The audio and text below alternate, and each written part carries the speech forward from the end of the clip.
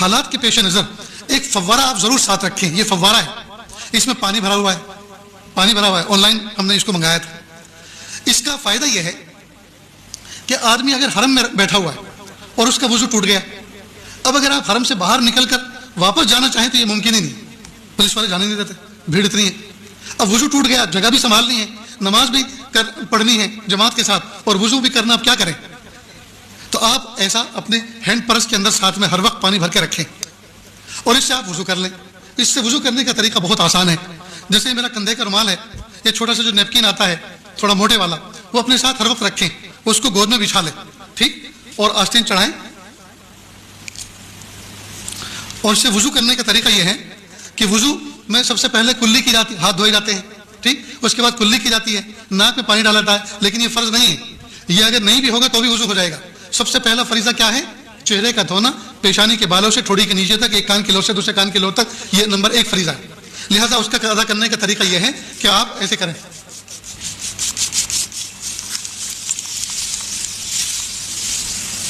دیکھو میرا منہ بھیگ گیا نا, اس کو میں نے مل لیا. اور شریعت کا فقہ کا اصول یہ ہے, جس عضو کو دھونا ہے اگر اس میں سے 1-2 قطرہ پانی ٹپک گیا تو وہ دھلا ہوا سمجھا جائے گا. یہ تو قطرات تو ٹپک گئے تو چہرہ دھل گیا, اب ہاتھ دھونا ہے جی. دوسرا فریضہ انگلیوں سے لے کر کوہنی تک, کوہنی سمیت اپنا پورا ہاتھ دھونا, دونوں ہاتھ دھونا. تو اس کا طریقہ یہ ہے کہ آپ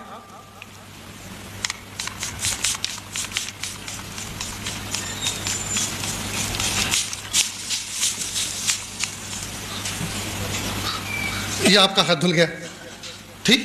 اسی طرح سے دوسرا ہاتھ دھونا ہے, اسی طرح دوسرا ہاتھ دھونا ہے. آپ میری طرف دیکھیں, بہت اہم کام چل رہا ہے. دروازہ کھولنا تو آپ نے یہ بچپن سے دیکھتے آئے, کھولتے بھی ہیں بند بھی کرتے. تم بھی کھڑے ہو یار, جو نہیں دیکھنے کا ہے وہ دیکھتے ہو, جو دیکھنا ہے اس کو نہیں دیکھتے. تو دوسرا ہاتھ بھی ہو گیا, ٹھیک. یہ تو میں نے وقت کو بچانے کے لیے ایک ہاتھ کو صرف ایسے ہی بتا دیا, ایک ہاتھ ایسے, تو دوسرا بھی ایسے دھونا ہے. اس کے بعد پھر ہاتھ کو تر کیا دونوں اور سر کا مسح کر لیا.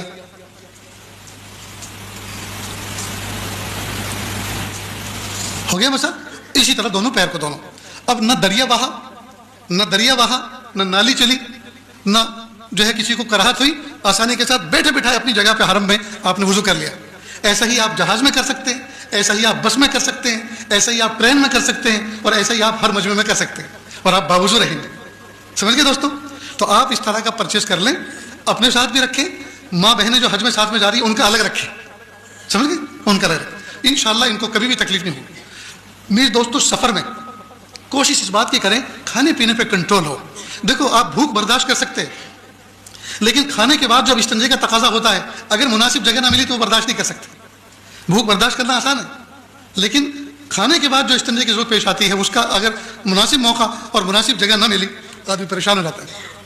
تو کھانے پہ کنٹرول رکھیں, خاص طور سے حج کے 5 دنوں کے اندر کم سے کم کھائیں, تاکہ آپ کو زیادہ سے زیادہ ٹوائلٹ اور اس سے جو ہے آپ کی حفاظت ہو سکے, اور آپ کا وقت وہاں لائن لگانے میں نہ گزرے, بلکہ طاعت و اذکار, ذکر و اذکار میں گزرے. اتنی بات یاد رہے گی.